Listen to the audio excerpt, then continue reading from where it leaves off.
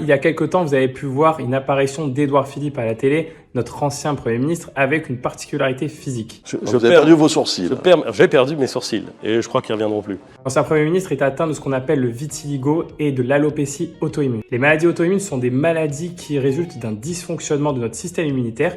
Les anticorps propres à notre corps vont se retourner contre nous et attaquer certaines cellules du corps, comme par exemple dans le diabète ou dans certaines pathologies de la thyroïde. Au niveau de votre peau, il y a ce qu'on appelle des cellules mélanocytaires. Ces cellules mélanocytaires, elles vont sécréter de la mélanine et en fonction du taux de mélanine, on va avoir une couleur de peau différente, allant de la peau blanche à la peau foncée. Dans le vitiligo, qui est donc une maladie auto-immune, on va avoir une sécrétion d'anticorps qui vont attaquer ces cellules mélanocytaires et donc du coup, on va avoir une peau qui est totalement achromique et qui est toute blanche. Il s'agit d'une maladie qui est bénigne, qui est de cause multifactorielle et qui peut être associée dans 15 à 20% des cas à d'autres maladies auto-immunes. Les facteurs déclenchants est souvent le stress, ça peut toucher les hommes comme les filles à un âge assez jeune, entre 20 et 30 ans.